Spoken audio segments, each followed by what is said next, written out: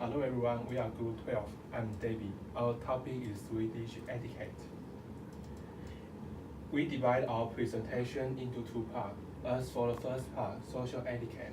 In this part, we will talk about dining etiquette, conversation etiquette, and social taboo. And in the second part, we will talk about business etiquette.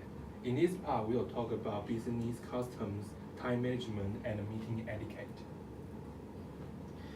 Each country has different customs. With the advance of technology, transportation, and the internet, communications between countries become more frequent than before, which means in the future you may engage with the foreigners more often. Moreover, whether it is in business or social life, we need to understand and respect the difference. Therefore, we will test Swedish etiquette for example and introduce Swedish etiquette to you. Let's welcome Nora, Helen, and Alice to have further information. And I'm going to talk about time management in Sweden. First, being punctual. The Swedes have a strong sense of time. One thing that is very important to know is that to be on time, they are very punctual. For example, if you are going to have a meeting with a Swede businessman at 10 a.m. at the restaurant, he will arrive earlier, but he will wait outside the restaurant instead of getting in the restaurant in advance. They will exactly wait until 10 a.m. to come in and meet. By the way, to remember to not arrange an event or a meeting in the afternoon, because they generally used to resting between 2 to 5 o'clock in the afternoon. Next, third, meeting etiquette. When you meet with the Swedes, they will use handshake to greet, but other Swedes may express greeting by rubbing nose. Most important of all, when you are chatting with the Swedes, make sure that your eyes are focused on theirs. Do not look around, because this behavior is very impolite for them. They will think you don't respect them and you don't listen to what they say.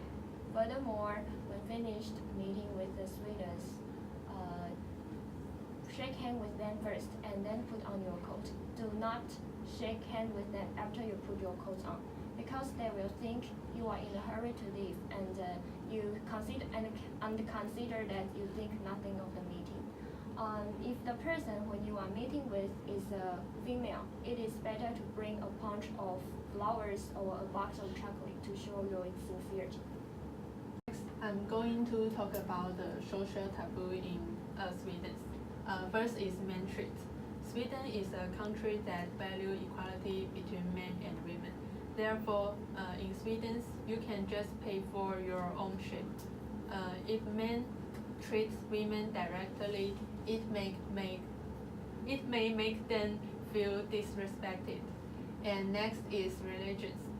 You can talk about a lot of things with people, but not talk about religions or politics in Sweden. Sweden's taboo strangers to asking about their politics, families, age, religions, because it's personal. No one need to know about it. And while Sweden is a prohibited country, so wealth cannot be given as a gift. And numbers and colors. Swedish taboo 13. This 13 is an unlikely number. They do not mark the 13 price of goods. The banquet is not arranged in 13 days. Even more taboo, 13 people eat their meal on the same table. The color of Swedish flag is blue and yellow. So as the representative of the country, they taboo in use of this color group on goods. Besides, red is a bad omen in Sweden. And no fika. Fika is one of the characteristics of Sweden. So in the coffee shop with friends and colleagues, and to sit together and drink and eat snack, enjoy a leisurely time. The deep social tie between Swedish is the seemingly short afternoon tea. So if you avoid fika altogether, people may start to think you are well. Next, I'm going to talk about business customs. What rules should foreigners keep in mind when doing business in Sweden? Now we will give you some suggestions to help you understand their culture and show your confidence in Swedish business and etiquette in front of your colleagues. First is talk to others by full name. In meeting, make sure you can call each other by name, even if you meet them first time, not Miss Johanna or Miss Edison. In Sweden, no one wants to hear formal greeting. All you have to say is, nice to meet you, Johanna and Edison. And next is let's chat. Swedes like to get straight to the point and talk business. So don't talk about other things too much. In Sweden, people always put business first. And don't brag about yourself. Swedes are famously low-key, which is also embedded in Swedish business culture. Never brag to Swedes about how great you are. You can sell your business all you want, but no one will like it if you start to bragging too much. Women in business are always equal. Sweden is a world leader in gender equality, and when dealing with women in Swedish business settings, it's important to keep in mind that any difference in treatment of women is considered implied. And turn off your phone during meeting. You are not allowed to answer the phone during important meeting, especially when other people is talking. It's rude to answer the phone, which means the person on the phone is more important than the person you are meeting. And hello, I'm Alice. Today I'm going to talk about dining etiquette. There are 3 points. The first one is it is customarily to bring a gift. And the second is it is common to have toasts. And the third one is it is polite to try everything served. Next. And being well-mannered is especially relevant when socializing. And after being hosted for dinner or be given a gift, it is important to show your sincere gratitude.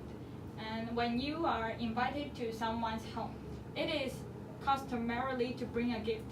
The gift is usually sweets or candy if the host has children, and otherwise flowers, chocolate, or liquor is the trend. And the receiver of the guest open the present on presentation, as this is customarized as well. And when out for dinner or entertainment, it is common to have toasts, and toasts are formal affairs. Until the host has given a toast, it is not polite to take a drink. It is respectful to look into the eyes of the person being toasted and to say "skål." And it is respectful for all females to quickly bring their glasses back to the table after a toast, as males are expected to only bring their glasses down after the female. And when eating at someone's home, it is polite to try everything served. When a person has finished their meal, and it is etiquette to place the knife and fork side by side at 5 to 5 position on the plate. Next. And next, I want to talk about conversation etiquette. The first one is keep a distance of about 1.2 meters. The second one is look directly at each other. And